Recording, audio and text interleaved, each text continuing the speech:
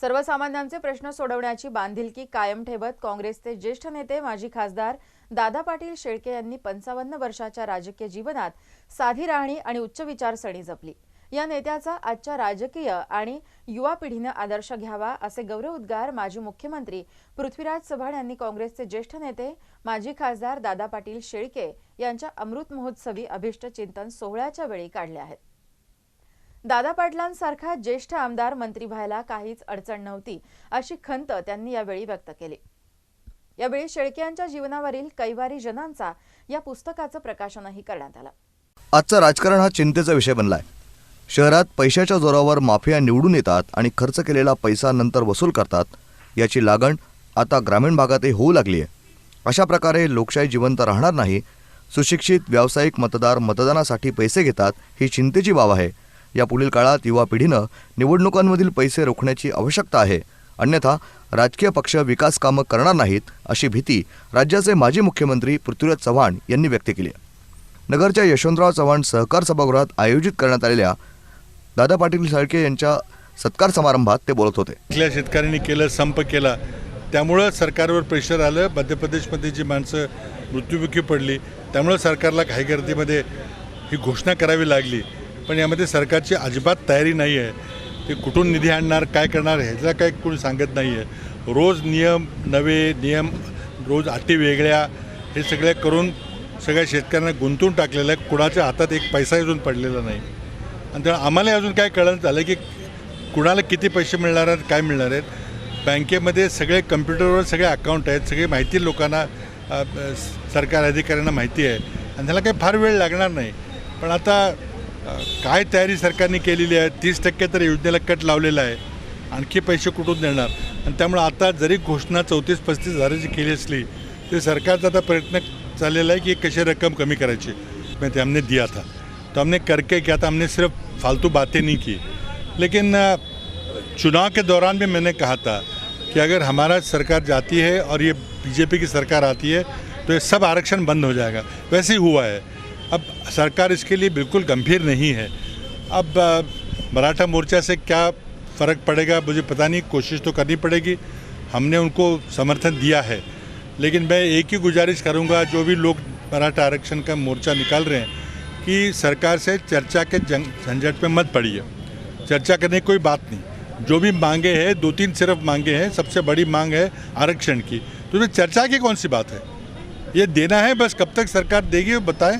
अब चर्चा करके अलग अलग नेताओं को बुला के उनमें गुट डाल के, जैसे किसान आंदोलन के बारे में सरकार करने की कोशिश कर रही है, किया है, वैसी मराठा आंदोलन के बारे में कोशिश करें। मेरी सलाह रहेगी कि कोई सरकार से चर्चा करने की बात नहीं, जो घोषणा करनी है, निर्णय लेना है, सरकार को 9 से पहले निर्णय लेना पड़ेगा।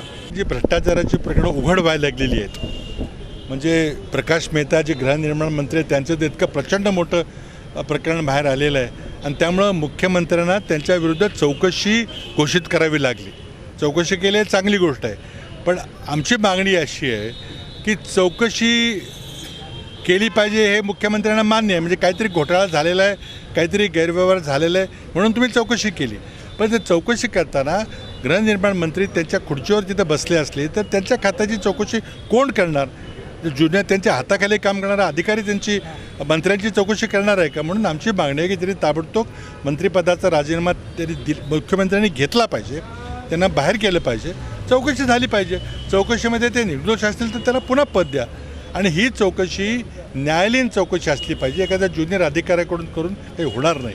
आणि त्यामुळं माझा सवाल पंतप्रधानांना आहे की तुम्ही 2014च्या लोकसभा निवडणुकीमध्ये न खाऊंगा न खाने दूंगा भ्रष्टाचार मुक्त करण्याकरता तुम्ही आव्हान लोकांना दिलं, लोकांनी तुमच्यावर विश्वास टाकला आणि तुम्हाला निवडून दिलं। आता न खाऊंगा न खाने दूंगा करता ही जे लोक चाललेलं आहे, जे मोपलवारांचं प्रकरण आलेलं आहे, प्रकाश मेहतांचं जे प्रकरण आलं आहे, धडधडीत गृहनिर्माण मंत्री आपल्या फाईलवर लिहितात की मुख्यमंत्र्यांना अवगत केलेलं आहे। याचा अर्थ असा की गृहनिर्माण मंत्री तरी खोटं बोलत आहेत किंवा मुख्यमंत्री तरी खरं सांगत नाहीत। आणि त्यामुळे आता दोघांपैकी कोण खरं बोलतंय कळलं पाहिजे, महाराष्ट्राच्या जनतेला कळलं पाहिजे।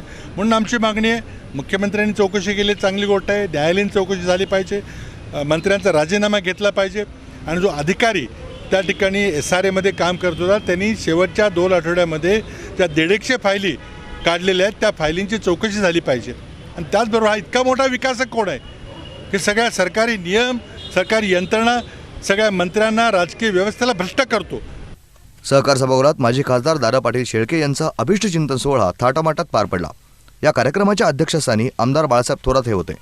विधानसभेचे माजी अध्यक्ष आमदार दिलीप वळसे, आमदार शिवाजी कर्डिले, आमदार सुधीर तांबे, आमदार राहुल जगताप, आमदार भाऊसाहेब कांबळे, जिल्हा परिषद अध्यक्षा शालिनीताई विखे, ज्येष्ठ नेते शंकरराव कोल्हे, माजी मंत्री अण्णासाहेब म्हस्के, अनिल राठोड, बबनराव पाचपुते, माजी आमदार जयंतराव ससाणे, भानुदास मुरकुटे, नंदकुमार झावरे, शिवाजीराव नागवडे, नरेंद्र घुले, दादाभाऊ कळमकर, चंद्रशेखर घुले, चंद्रशेखर कदम, पांडुरंग अभंग, साहेबराव दरेकर, जिल्हा परिषदेच्या कृषी समितीचे सभापती अजय फटांगरे, जिल्हा परिषदेचे माजी अध्यक्ष अरुण कडू, रामनाथ वाघ, विठ्ठलराव लंगे, बंसीभाऊ म्हस्के, प्रशांत कडाक, जिल्हा बँकेचे उपाध्यक्ष रामदास वाघ, माजी अध्यक्ष बाजीराव पाटील खेमनर, सेनेचे जिल्हाध्यक्ष शशिकांत गाडे, सभाजी गायकवाड, वसंतराव कापरे, शिवाजी गाडे यांच्यासह जिल्ह्यातील सर्वपक्षीय मान्यवर यावेळी उपस्थित होते.